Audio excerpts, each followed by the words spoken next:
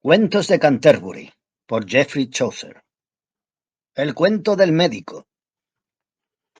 Según Tito Livio, vivió tiempo a un caballero denominado Virginio, honorable y distinguido, con numerosos amigos y muy acaudalado. El caballero tuvo de su esposa una hija única. Esta hermosa muchacha sobrepasaba a todas las demás en la perfección de su belleza, pues la naturaleza la había moldeado con un cuidado especial como para pavonearse. Mirad, así es como yo, la naturaleza, cuando me lo propongo, puede moldear y colorear a una criatura viviente. ¿Quién puede imitarme? Ni Pigmalión, aunque forjase, esculpiese, cincelase y pintase eternamente, y me atrevo a decir que si Apeles y Zeuxis se atreviesen a imitarme, trabajarían en vano cincelando, pintando, forjando y esculpiendo, pues nada menos que el Creador fue quien me nombró su vicario general, para dar forma y color a las criaturas terrenas exactamente como me plazca. Todas las cosas, tanto en luna menguante como creciente, están a mi cuidado. No pido nada por mi trabajo, pues mi maestro y yo siempre estamos totalmente de acuerdo.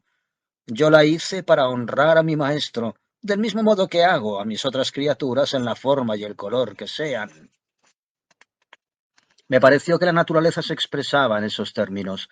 La muchacha en quien la naturaleza tanto se complacía tenía 14 años, y así como pinta al lirio de color blanco y a la rosa de rojo, del mismo modo pintó las hermosas extremidades de esta bella criatura con estos colores, en los lugares adecuados, antes de su nacimiento, y Febo tiñó sus largas trenzas del color de sus rayos.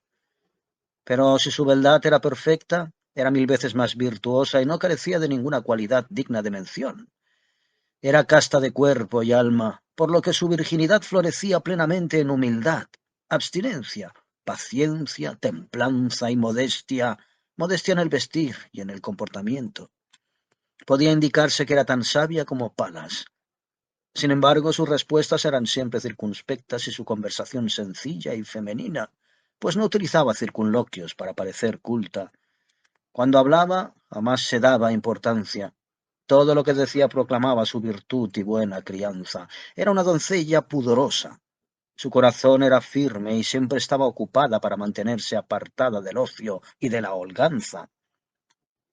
Baco, el dios de los borrachos, no ejercía ningún dominio sobre su boca, pues el vino y la juventud acrecientan la lujuria, como si se arrojase aceite sobre el fuego.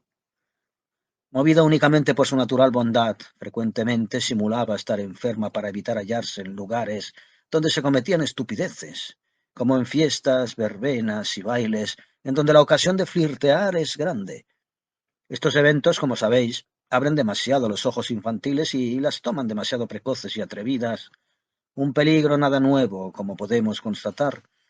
Ya tendrán tiempo de aprender la osadía cuando se conviertan en mujeres. No os ofendáis por mis palabras, vosotras, institutrices de mediana edad, que tenéis a vuestro cargo a las hijas de la nobleza.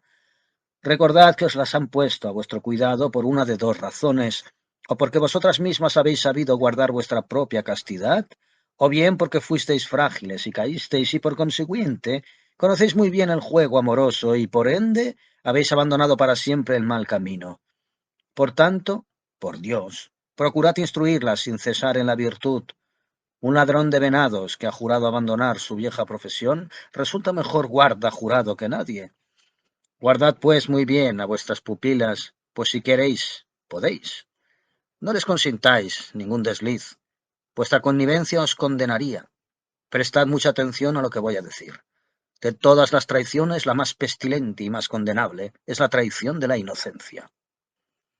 Vosotros, padres y madres, si tenéis uno o más hijos, recordad que la responsabilidad de su vigilancia es vuestra, mientras están bajo vuestro cuidado.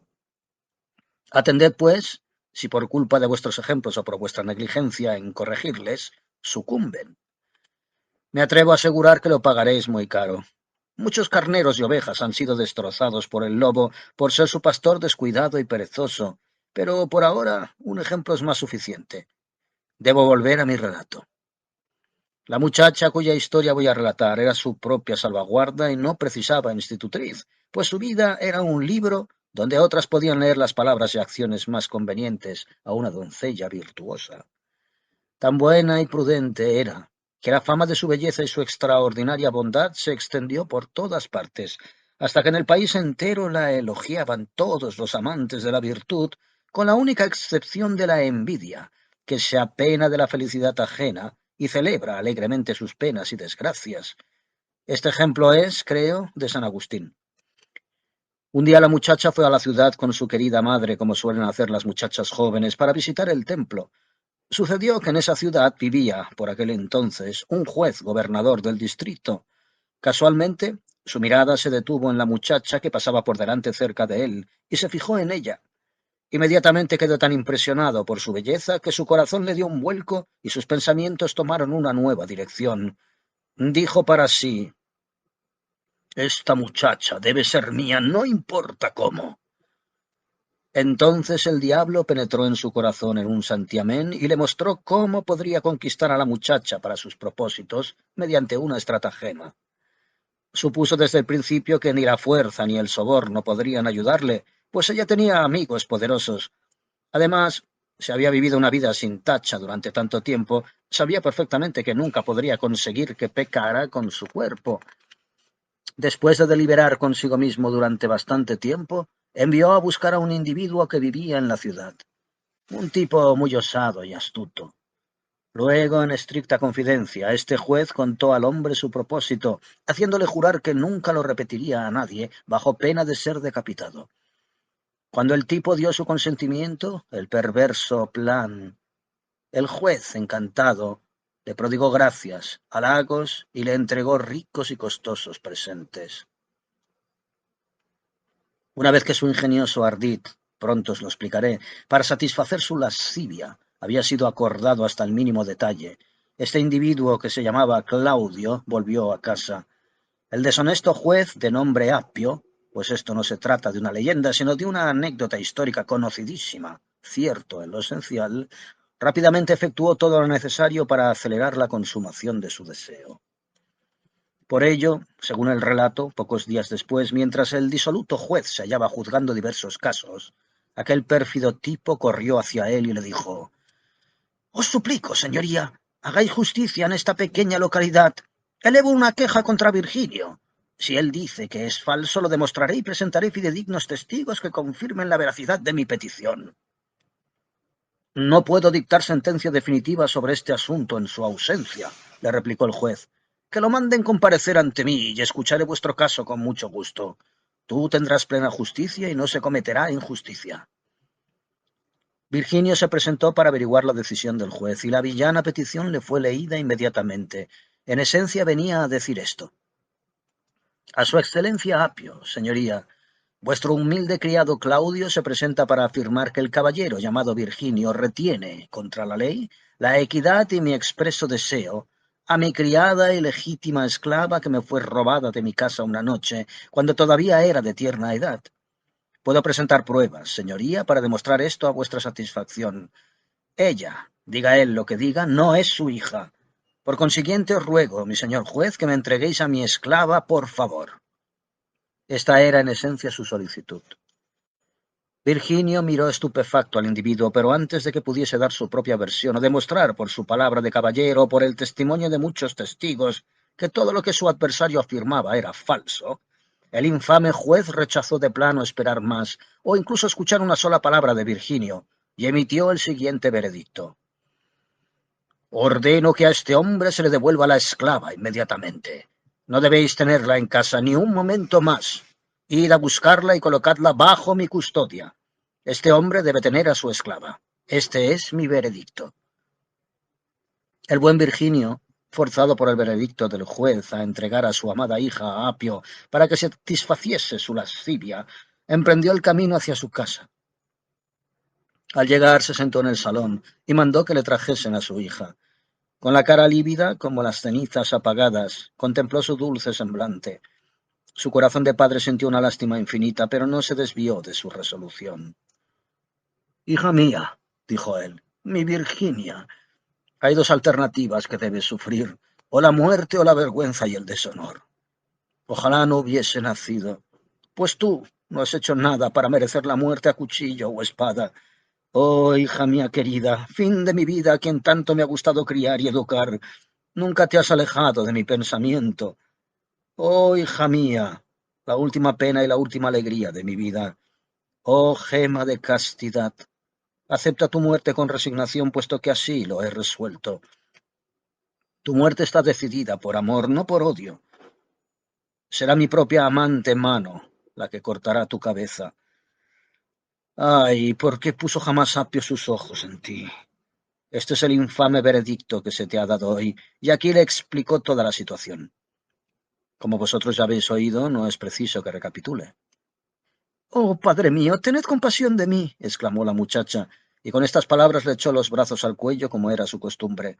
De sus ojos brotaron lágrimas amargas. Querido padre, es preciso que muera, dijo ella. ¿No hay perdón? ¿No hay remedio? Ninguno en absoluto, queridísima hija, repuso él. Entonces, dame tiempo, padre mío, replicó ella. Tiempo para deplorar mi propia muerte durante unos instantes, pues incluso Jefté concedió a su hija tiempo para lamentarse antes de matarla, y Dios sabe que ella no tenía más culpa que la de haberse adelantado a ser la primera en dar a su padre la adecuada bienvenida. Al decir esto cayó desmayada al suelo. Cuando se recuperó, se levantó y dijo a su padre: Loado sea Dios de que muera virgen. Dame la muerte antes de que el deshonor me manche. Cumple tu voluntad sobre tu hija en nombre de Dios. Luego le rogó una y otra vez que la golpease dulcemente con la espada, y al decirlo cayó desmayada de nuevo. Con el corazón lleno de pena su padre le cortó la cabeza y asiéndola por los cabellos se la llevó al juez que todavía se hallaba juzgando. Según dice el relato, cuando el juez la vio, ordenó que Virginio fuese arrestado y colgado allí mismo. Pero en aquel momento miles de personas llenas de piedad y compasión penetraron en la sala para salvar al caballero, pues la falsa iniquidad era evidente. La gente pronto sospechó sobre aquel asunto. Por la forma en que aquel individuo había formulado y forjado su acusación, adivinaron que lo había hecho con el consentimiento y anuencia de Apio. Como su lascivia era muy conocida, se dirigieron hacia Apio y le arrojaron inmediatamente a la cárcel, donde él se suicidó. En cuanto al criado de Apio, el tal Claudio, fue sentenciado a morir colgado de un árbol. Si no hubiese sido por Virginio, que pidió que le desterrasen en vez de ejecutarle, ciertamente hubiera muerto. El resto de los que intervinieron en este infame asunto sufrieron la muerte por la horca. Aquí podéis ver qué clase de recompensa recibe el pecado, pero cuidado, nadie sabe a quién Dios piensa castigar, ni hasta qué punto, ni de qué manera, ni cómo el gusano de la conciencia puede remorder ante un comportamiento perverso, aunque sea tan secreto que solamente Dios y el pecador lo sepan. Sea lerdo o sabio, desconoce cuándo sobrevendrá el castigo, por lo que os doy este consejo. Evitad el pecado antes que el pecado os abandone a vosotros. Aquí termina el cuento del médico. Palabras del mesonero al médico y al bulero. Nuestro mesonero comenzó a blasfemar como un loco. ¡Ay! Dijo, por los clavos y la sangre de Cristo, ¡qué juez tan sinvergüenza! Vaya tipo embustero. Que la muerte más infame e inimaginable sobrevenga a estos jueces y secuaces. ¡Qué desgraciada muerte la de este infeliz! Pagó un elevado precio por su belleza. Siempre lo digo. Resulta evidente que los dones de la fortuna y la naturaleza son fatales para muchos. De ambos surge con mucha frecuencia más daño que provecho. Pero mi querido señor, el suyo fue un cuento conmovedor, pero no importa. Prosigamos. Le pido a Dios que le salve a usted, al igual que sus orinales para enfermos, tarros, medicamentos, jarabes y cajas de remedios. Que el Señor y Santa María les bendigan. Debo admitirlo, sois un varón perfecto.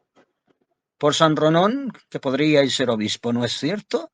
No puedo emplear palabras eruditas, pero me has conmovido tan profundamente que casi me da un ataque de corazón.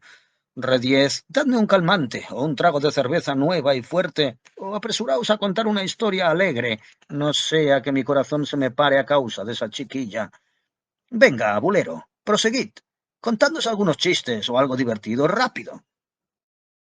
Se hará como decís, replicó el bulero, por San Ronón. Pero antes, dijo, quiero echar un trago y tomar un bocado en esta posada. Pero el grupo empezó a comentar. No nos cuentes nada inmoral, cuéntanos algo que contenga enseñanza moral y que nos guste escuchar. Concedido, replicó el bulero. pero tomaré una bebida mientras pienso en algo decente. Prólogo del bulero. Radix malorum est cupiditas, ad Timotheum. Caballeros, empezó. Cuando predico en las iglesias me esfuerzo en aparentar un porte majestuoso y ahuecar la voz como si fuese una campana. Me sé los sermones de memoria. Mi tema favorito ha sido y es siempre el mismo. La avaricia es la causa de todos los vicios. En primer lugar, indico de dónde vengo y a continuación muestro todas mis credenciales. Para empezar, muestro las licencias episcopales para que ningún clérigo ose interrumpirme en mi cristiana labor. Las historias vienen después. Enseño bulas papales y de cardenales, patriarcas y obispos. Acto seguido pronuncio unas palabras en latín para razonar mi sermón y avivar la devoción. Expongo luego los relicarios rebosantes de huesos y trozos de tela. Son reliquias, o al menos así se lo creen. También tengo una paletilla de un patriarca judío montada en latón y comienzo... Buena gente, digo, escuchad con atención. Si sumergís este hueso en un pozo, todas las vacas, terneras, ovejas o bueyes, enfermos por haber ingerido gusanos o picados por serpientes, que beban de sus aguas, se curarán al instante. Incluso más, todas las ovejas que beban de él quedarán indemnes de la viruela, escabro y de cualquier llaga. Pensad también esto. Todo dueño de ganado que una vez por semana antes de que cante el gallo beba un trago del pozo en ayunas, como el santo judío enseñó a nuestros antepasados, verá multiplicado y acrecentado sus bienes y ganado. También es un buen remedio contra los celos. Si aconteciese que alguien tuviera celos de su mujer, que utilice agua de ésta para el caldo. Nunca más desconfiará de su mujer, aunque sepa que los deslices son verdaderos, incluso si hubiese pecado con 2 o 3 curas. Aquí tenéis un guante. Vedlo.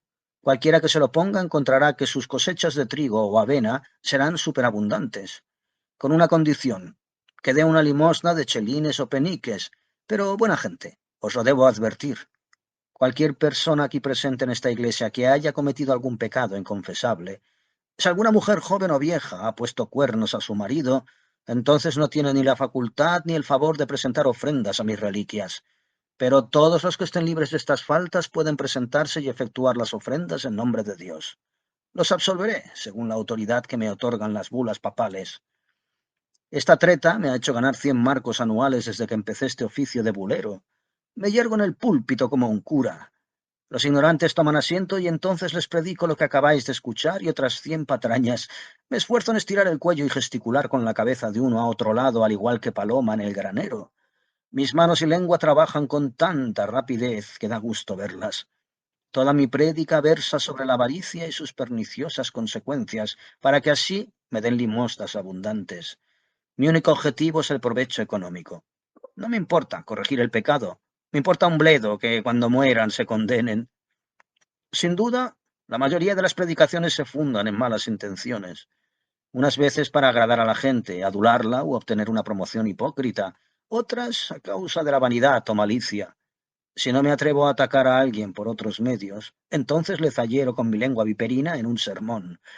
De este modo no podrá eludir la calumnia o la difamación por haberme ofendido a mí o a alguno de mis compañeros. Aunque no le mencione directamente, todos saben perfectamente quién es, por mis indirectas y detalles. Así pago yo a la gente que nos molesta y escupo veneno con la apariencia de santidad, piedad y verdad. Os contaré brevemente mi intención.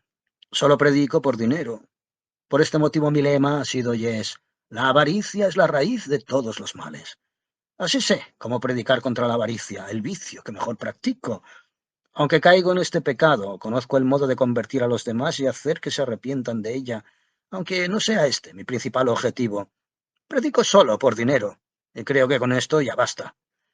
Luego les cuento unas narraciones con moraleja, viejas y antiquísimas historias. A los necios les gustan. Así es la clase de cuentos que pueden recordar y repetir. ¿Os creéis que si gano plata y oro con mis sermones voy a vivir en pobreza? 1000 veces no. Nunca me pasó por el caletre tal cosa. Predicaré y mendigaré por los más distantes lugares. No me dedicaré al trabajo normal o confeccionaré cestos para mantenerme. El mendigar da para vivir. No voy a imitar a los apóstoles. Tendré dinero, lana, queso y trigo, aunque me lo proporcione el muchachito o viuda más indigente del lugar, o aunque sus hijos se estén muriendo de hambre. No, Beberé vino y tendré una amante en todas las ciudades. Pero, señoras y caballeros, escuchad la conclusión. ¿Deseáis que os cuente un cuento? Ahora que he bebido un trago de cerveza fuerte, estoy preparado. Espero contaros algo que a la fuerza os va a gustar. Puedo ser todo lo vicioso que queráis. Sin embargo, soy también muy capaz de relataros algo moral y al estilo de lo que predico para sacar dinero. Silencio. Ahí va mi cuento. El cuento del bulero. Había antaño en Flandes una pandilla de jóvenes entregados a toda clase de disipación, como peleas, apuestas, frecuentación de prostíbulos y tabernas, donde día y noche jugaban a los dados, bailaban al son del arpa, laúd y guitarra, comiendo y bebiendo fuera de toda medida. De este modo, con los excesos más abominables, dedicaron al diablo los más viles sacrificios en aquel templo del demonio, la taberna. Se os pondría la carne de gallina si escuchaseis los terribles juramentos y blasfemias con los que destrozaban el sagrado cuerpo de nuestro Señor, como si los judíos no lo hubiesen ya desfigurado bastante. Se reían de los pecados ajenos y entonces entraban las esbeltas y atractivas bailarinas de mala reputación, los cantores con sus arpas y mujeres jóvenes vendiendo fruta y pastelillos y prostitutas, siendo éstas las auténticas representantes del diablo en atizar y avivar el fuego de la lascivia que está asociada a la gula. Las Sagradas Escrituras son testigo de que la lascivia surge del vino y de las borracheras. Fijaros cómo, sin saberlo, Lot, completamente borracho, se acostó con sus dos hijas, cometiendo incesto. Tan bebido estaba que no sabía lo que hacía. Herodes, como comprobaréis por la historia, cuando estaba saturado de vino en la misma mesa de un banquete, ordenó la muerte del inocente Juan el Bautista. Séneca tiene indudablemente mucha razón cuando afirma que no sabe distinguir entre un borracho y un loco. Ahora bien, la locura en un hombre dura mucho más que una borrachera. Ah, infame gula, causa primera de nuestra perdición, origen de nuestra condenación, hasta que Jesucristo nos redimió con su sangre. En pocas palabras, cuán caro hemos pagado este maldito vicio. La gula ha corrompido el mundo. No hay duda. Por este vicio nuestro padre Adán y su esposa Eva fueron arrojados del paraíso a sufrir por el trabajo y las penalidades. Según yo lo veo, mientras Adán ayunó, permaneció en el paraíso, pero a partir del momento en que comió del fruto prohibido, fue arrojado a sufrir miseria y dolor. Tenemos todos los motivos para lamentarnos de la glotonería. Ah, si un hombre supiera solamente cuántas enfermedades son consecuencia de la gula y las borracheras, ¿cómo moderaría su dieta al sentarse a la mesa? Oh, cuánto se afanan los hombres por el breve placer de tragar bocados exquisitos en Oriente y Occidente, al norte y al sur, por tierra, por mar y aire, y que les traigan los manjares y las bebidas más delicadas para satisfacer su insaciable glotonería. ¿Con qué acierto trata el apóstol este asunto? San Pablo afirma: el alimento para el vientre y éste para los alimentos. Dios destruirá el uno y los otros. Por la salvación de mi alma, si resulta repugnante pronunciar esta palabra, cuanto más ejecutarla. Cuando un hombre bebe vino blanco y vino tinto, por esta maldita debilidad convierte su garganta en una letrina.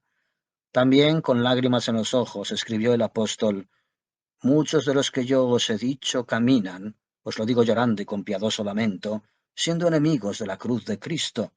Su fin es la muerte y su Dios es el vientre. Panza, vientre, bolsa hedionda llena de excrementos y corrupción que produce ruidos inmundos por ambos extremos. Qué terrible trabajo y gasto cuesta mantenerte satisfecha. Cómo se esfuerzan esos cocineros machacando, triturando y filtrando para que un plato no sepa igual que otro, todo para satisfacer vuestro malsano apetito. Extraen el tuétano de los huesos más duros, pues no desperdician nada que pueda deslizarse y engullirse dulcemente. Para hacerlo todo más sabroso y reavivar el apetito, preparan salsas deliciosas mezclando especias de hoja, raíz y corteza. Sin embargo, quien se revuelca en semejantes placeres vive en esos vicios, pero ya está muerto. El vino excita la lascivia y las borracheras comportan peleas y numerosas desdichas. Tú, Beodo, tienes el rostro desfigurado. Tu aliento es fétido, tu abrazo repugnante. A través de tu nariz de borracho parecen emitir unos sonidos como si dijeses una y otra vez, Sansón, Sansón, aunque sabe Dios que Sansón nunca cató el vino y caes desplomado como un cerdo despanzurrado. Tu lengua te ha abandonado y también tu autoestima, pues una borrachera es una verdadera tumba para la inteligencia y el buen juicio. Nadie que esté bajo la influencia de la bebida sabe guardar un secreto. Esto es indiscutible. Manteneos apartados del vino, blanco o tinto, no importa, y muy especialmente alejaos del vino blanco de Lepe, que se vende en Fish Street y en Cheapside, pues, de un modo misterioso, este vino español parece contaminar los vinos que se crían cerca de él, y de la mezcla se desprenden vapores de tal fuerza que después de beber 3 vasos, un hombre que se cree en su casa de Cheapside se encuentra en España, no en La Rochela o en Burdeos, sino en la mismísima villa de Lepe, repitiendo Sansón, Sansón. Pero escuchad, caballeros, solamente otra palabra más, por favor. Dejadme señalar que por gracia del Dios verdadero y omnipotente, todas las victorias y hazañas del Viejo Testamento se obtuvieron y realizaron con abstinencia y oración. Consultad la Biblia y veréis. Ved a Atila, el gran conquistador que murió en la vergüenza y el deshonor, desangrándose por la nariz mientras dormía su borrachera. Un capitán debe mantenerse sobrio.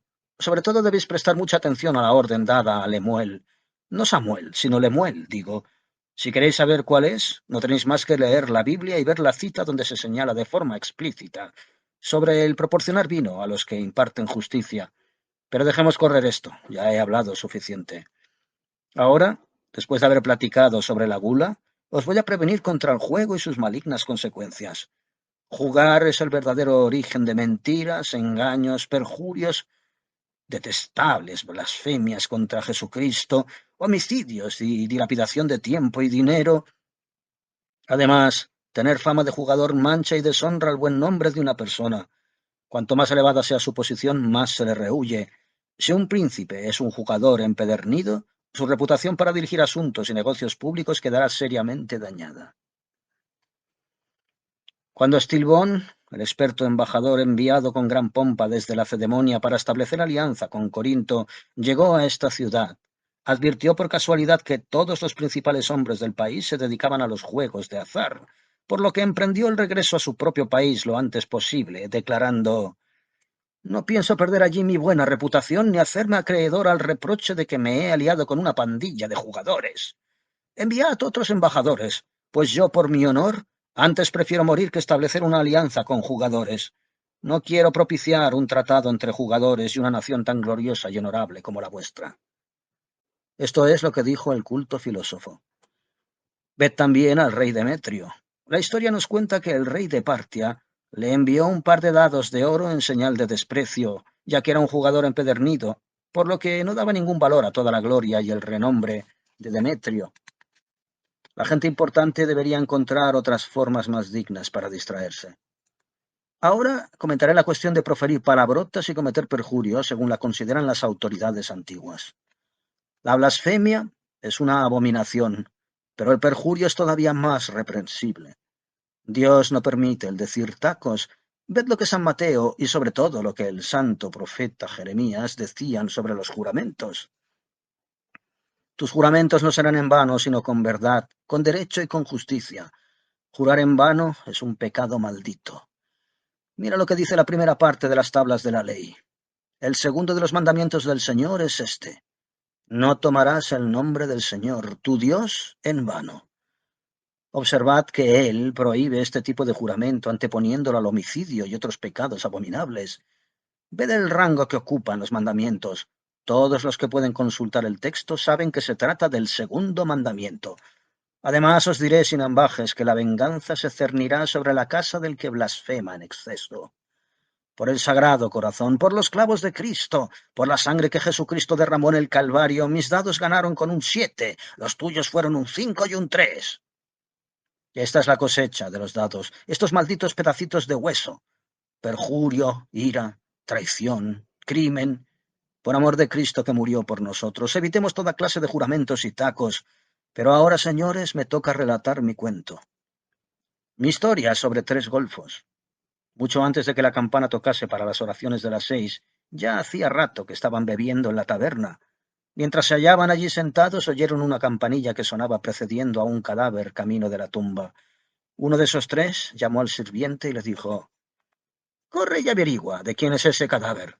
Espabilate y mira de enterarte del nombre sin equivocarte». «Señor», repuso el muchacho, «no es necesario, pues me lo dijeron 2 horas antes de que ustedes llegasen aquí.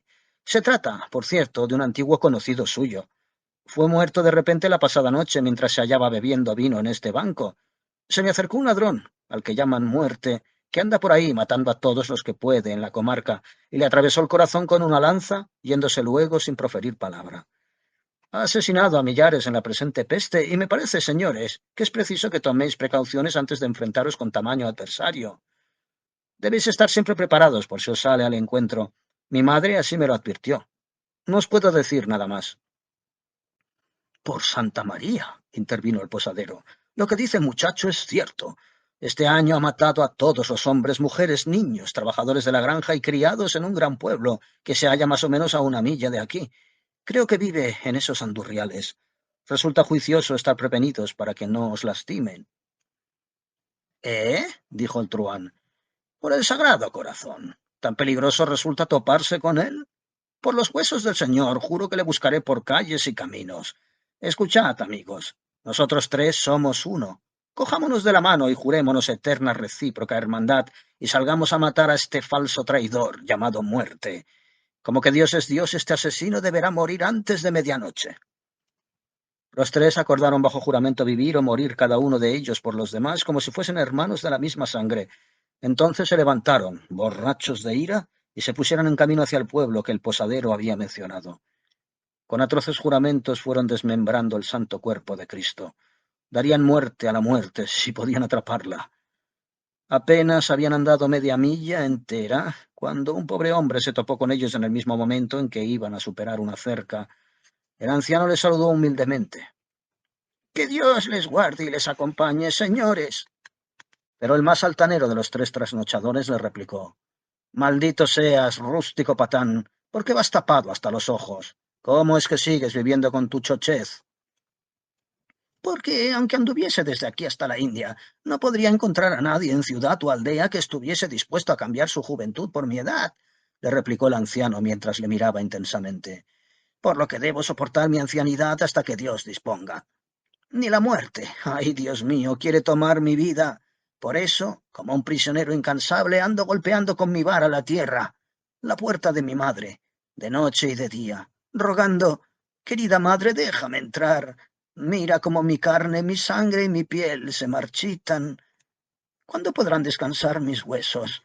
Madre, yo te cambiaría todos los vestidos que tengo en el armario de mi cuarto desde hace tiempo por un sudario con el que taparme. Sin embargo, sigue sin querer concederme ese favor. Por eso mi rostro está tan pálido y arrugado». «Pero, señores, estos no son modales para hablar tan rudamente a un anciano que no os ha ofendido ni de palabra ni de obra. En las Sagradas Escrituras podréis leer que uno debe levantarse ante un anciano de cabellos blancos. Por consiguiente, os doy un consejo. No causéis daño a un anciano ahora, del mismo modo que no querríais que os dañaran cuando seáis ancianos, si es que vivís para serlo. Que Dios os acompañe en vuestro viaje donde quiera que vayáis. Debo proseguir mi camino». «No, por Dios, no vayáis tan deprisa, vejestorio», replicó el otro juerguista. «Por San Juan, no te vas a librar tan fácilmente. Ahora mismo hablaste de ese traidor llamado Muerte, que mata a todos nuestros amigos de la comarca. Por mi vida que eres su espía. Dime dónde está o lo pagarás muy caro. Por Dios y el Santísimo Sacramento. Tú y él estáis confabulados para matarnos a nosotros, los jóvenes. Esta es la verdad. Tú, maldito embustero». «Bueno, señores», replicó, «si tantas ganas tenéis de encontrar a Muerte, subid por esta carretera serpenteante.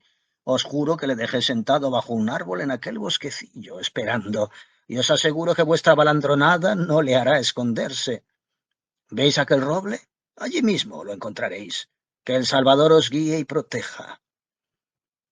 Así habló el anciano. Los tres apretaron a correr hasta llegar al árbol, donde encontraron un montón de florines de oro recién acuñados y redondos, con un peso aproximado de 200 kilos. Al verlos dejaron de buscar a muerte y se sentaron a los lados de aquel precioso montón, excitados y alegres a la vista de aquellos hermosos y relucientes florines. El peor de los tres fue el primero en hablar. Hermanos, dijo, mirad lo que os digo, pues aunque bromeo y tonteo, sé pensar. La fortuna nos ha proporcionado este tesoro para que nos podamos regalar una vida alegre de francachelas. Lo adquirido con facilidad se gasta del mismo modo. Loado sea Dios bendito. ¿Quién se podía imaginar que tendríamos tanta suerte? Ahora bien, si este oro pudiese ser transportado y llevado a mi casa o a la vuestra, quiero decir, estaríamos en el séptimo cielo. Resulta evidente que todo este oro es nuestro. Naturalmente, esto no lo podemos hacer de día. La gente diría que somos salteadores de caminos y nos ahorcarían por robar nuestro propio tesoro. No, debe ser transportado de noche y con todas las precauciones y prudencia posibles. Por tanto, sugiero que lo echemos a suertes y veremos en quién recae. El que saque la paja más larga deberá ir corriendo a la ciudad con toda rapidez y nos traerá pan y vino sin despertar sospechas, mientras los otros dos mantienen una constante vigilancia sobre el tesoro. Si nos entretiene, esta misma noche transportaremos el tesoro al lugar más apropiado. Se colocó las tres pajas en el puño y dijo a los otros que sacasen una para ver en quién recaía la suerte. La sacó el más joven de los tres, quien inmediatamente se encaminó hacia la ciudad. Tan pronto como se ausentó, uno de los que quedaban dijo al otro: Como sabes, tú eres mi hermano por juramento, y ahora te voy a decir algo que te beneficiará. Como has visto, nuestro camarada se ha marchado, y aquí hay oro en abundancia para repartirnos entre los tres, pero supón que pudiese arreglarlo de manera que nos lo repartiéramos entre los dos. ¿No sería este un gesto beneficioso y fraterno? No sé cómo puede hacerse, repuso el otro. Él sabe que el oro está aquí con nosotros. ¿Qué es lo que podemos hacer? ¿Qué le diremos? ¿Me conservas el secreto? Dijo el primer bribón. Entonces, te diré en pocas palabras lo que vamos a hacer para conseguirlo. Conforme, dijo el otro. No tengas miedo, te doy mi palabra y no te defraudaré. Bueno, replicó el primero. Como sabes, somos dos, y dos son más fuertes que uno. Espera que se siente. Entonces te levantas como si fueras a pelear con él en broma, y yo miraré de atravesarle por la espalda, y mientras tú haces ver que forcejeas con él, procura hacer lo mismo con tu daga. Entonces, amigo mío, podremos repartirnos todo este oro entre tú y yo, y podremos jugar a los dados a placer y hacer lo que queramos. Así fue como estos dos canallas se pusieron de acuerdo para matar al tercero, según he contado. Ahora bien, el más joven, el que le tocó ir a la ciudad, estuvo todo el rato dando vueltas y más vueltas al asunto, pensando en la belleza de aquellos relucientes florines de oro.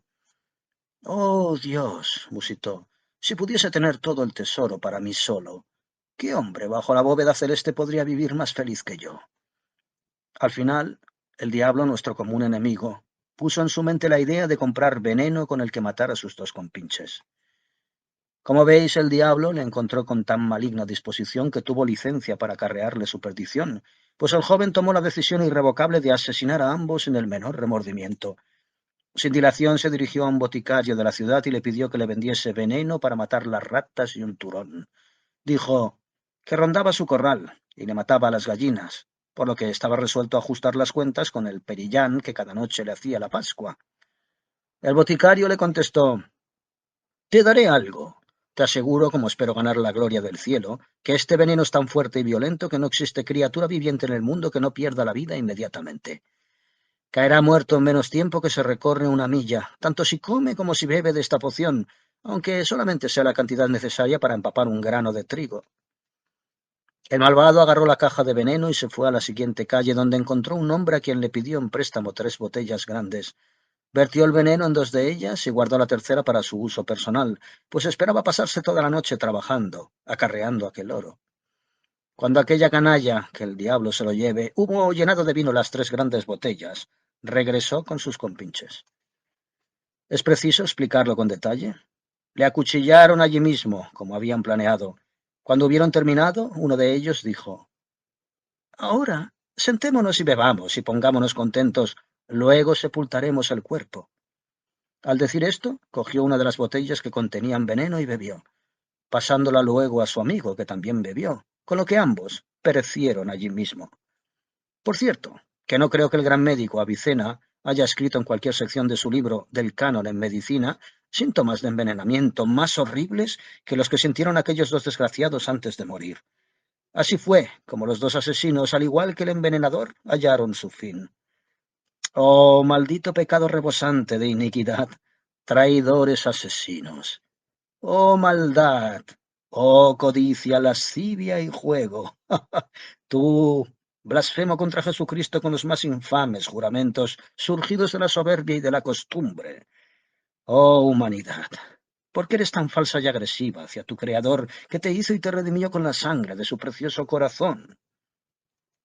Ahora, queridos hermanos, que Dios perdone vuestros pecados y os salve del pecado de la avaricia. Mi santo perdón puede curaros a todos vosotros si ofrendáis peniques de plata o de buenas monedas de oro, broches de plata, cucharas o anillos. Bajad vuestra cerviz ante este toro sagrado. Acercaos, señoras, y haced ofrenda de vuestra lana. Yo anotaré vuestros nombres en mi lista y así iréis al cielo bendito. Por mi santo poder yo os absuelvo y os dejo limpios y puros como el día en que nacisteis, pero solo a los que presentan ofrendas. Bien, así es, señores, como predico. Que Jesucristo, el médico de almas, os conceda su perdón por lo mejor. Yo no os engañaré. Pero, señores, hay algo que olvidé mencionar en mi discurso. En mi bolso llevo las mejores reliquias y bulas que podríais hallar en Gran Bretaña, y que he recibido de las mismas manos del Papa. Si alguno de vosotros quiere hacer una ofrenda devota y recibir mi absolución, que se acerque a mí, se arrodille aquí, y con humildad reciba mi perdón. También, si queréis, podéis hacerlo mientras vamos de camino. Lo tendréis completamente renovado en cada mojón que pasemos mientras repitáis vuestras ofrendas en buena moneda de plata u oro. Qué gran honor para vosotros tener aquí a un buen bulero que os perdone cualquier pecado que cometáis mientras cabalgáis por el país. ¿Quién sabe si uno o dos de vosotros caerá del caballo y se romperá el cuello? Pensad en la protección que tenéis todos vosotros por el hecho de que yo, que puedo perdonar a nobles y plebeyos, cuando el alma abandona el cuerpo, me halle en vuestra compañía. Mi consejo es que nuestro mesonero sea el que empiece, pues es el que más hundido está en el pecado. Adelantaos, señor mesonero, y haced vuestra ofrenda, el primero, y besaréis cada una de estas reliquias, todo por 6 peniques. Vamos, abrid vuestra bolsa. No, no, exclamó nuestro mesonero, que Jesucristo me condene. ¿Dar dinero? Maldición si lo hago. Vos me haríais besar vuestros calzones y juraríais que eran la reliquia de un santo, aunque los hubieseis ensuciado con vuestro culo. Por la vera cruz que encontró Santa Elena, antes agarraría vuestros cojones con la mano que vuestras reliquias y recuerdos santos. Desprendeos de ellos y os ayudaré a llevarlos, y se los colocaremos en excremento de cerdo. El bulero no contestó palabra, estaba demasiado furioso para hablar. Bueno, no voy a hacer más broma con ustedes o con cualquiera que pierda los estribos, dijo nuestro mesonero, pero en eso, al ver que todos los demás reían, el caballero intervino y dijo: Basta de chanzas, ya es suficiente. Animaos, señor bulero, y dignaos sonreírnos. En cuanto a vos, señor mesonero, amigo mío, os pido que hagáis las paces con el bulero, por favor, y riamos y divirtámonos como antes. A continuación hicieron las paces y prosiguieron su camino. Aquí termina el cuento del bulero.